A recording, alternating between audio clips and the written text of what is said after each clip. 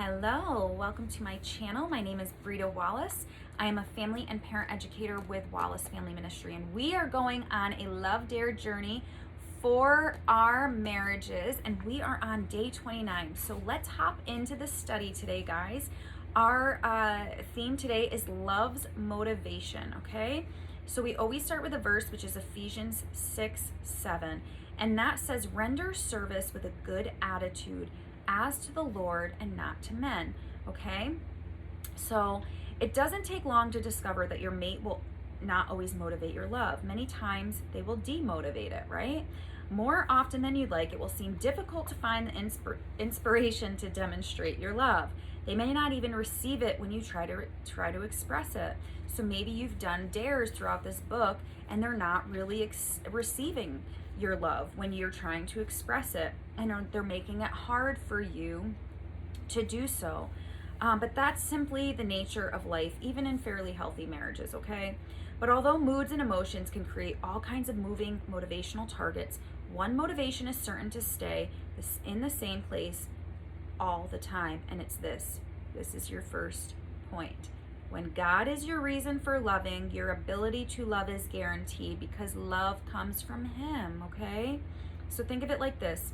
When you were a child, your parents most likely established rules for you to follow. Your bedtime was at a certain hour, your room had to be kept mostly clean, your schoolwork needed to be finished before you could play.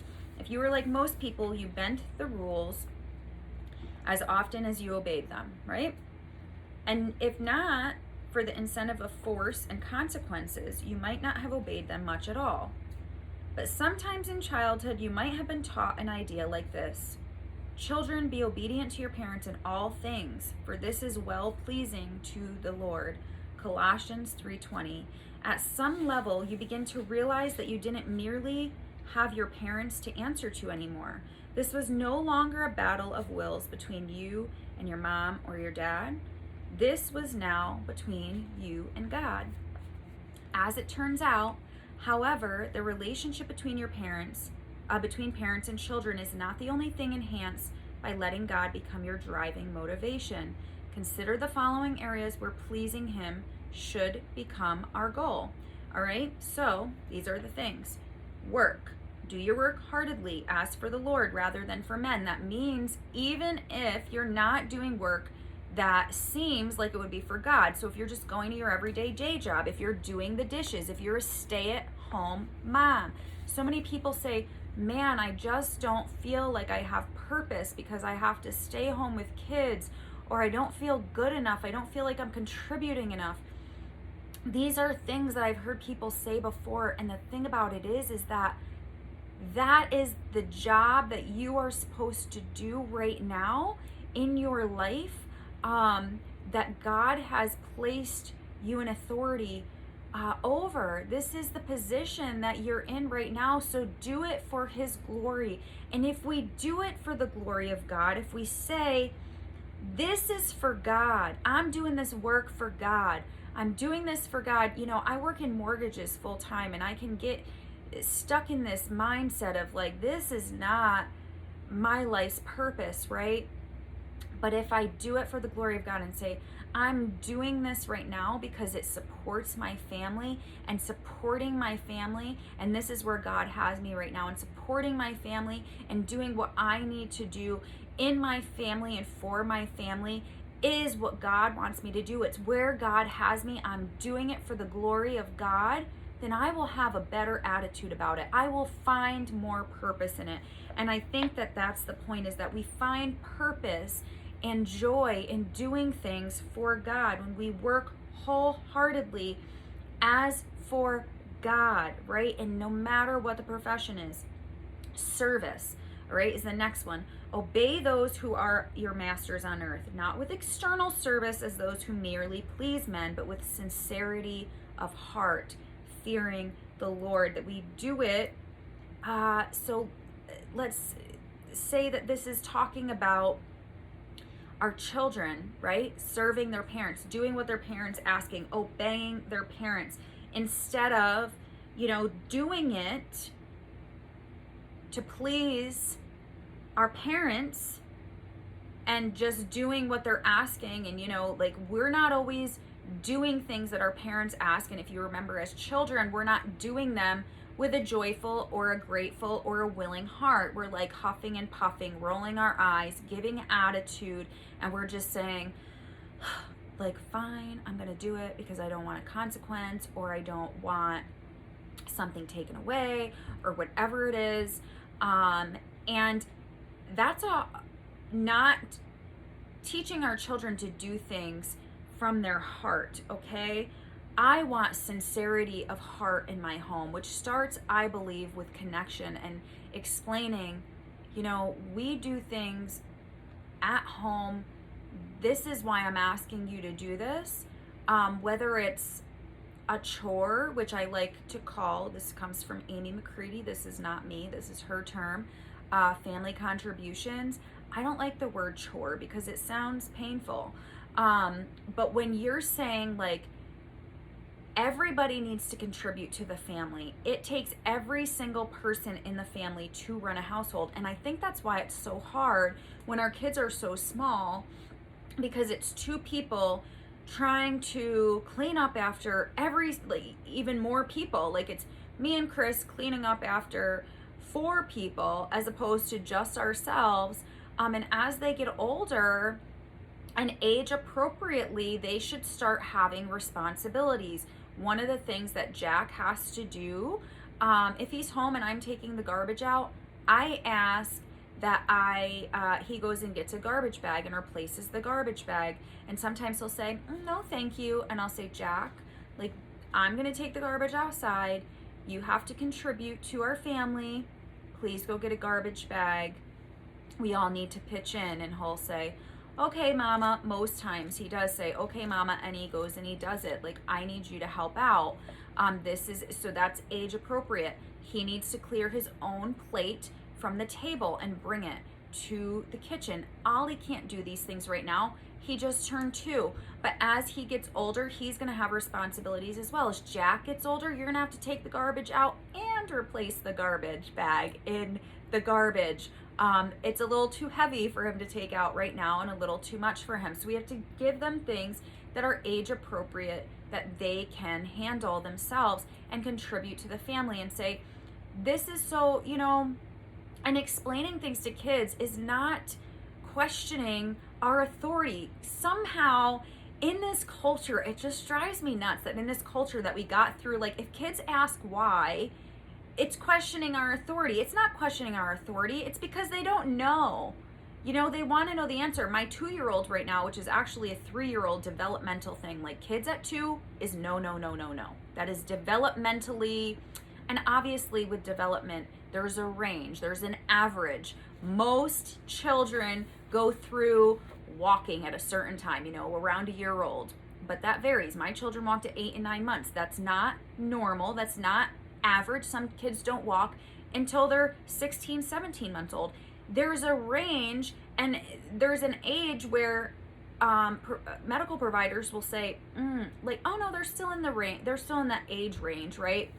So we're not going to start looking into this until they get this age, because now it's very less common that they would be this old when this is happening. So maybe there's a medical explanation for this, you know, for them not walking yet or whatever. So, but there's a range, all right? So just with, like, Ollie saying, he says no a lot. He definitely is going through that developmentally. At 2, kids are like, no, no, no, no, no, no. They actually teach you in early childhood that we should not say no to our kids. That is a word that we should get out of our vocabulary, but it is so hard to get it out of our vocabulary. But do you want to know where they learn no from?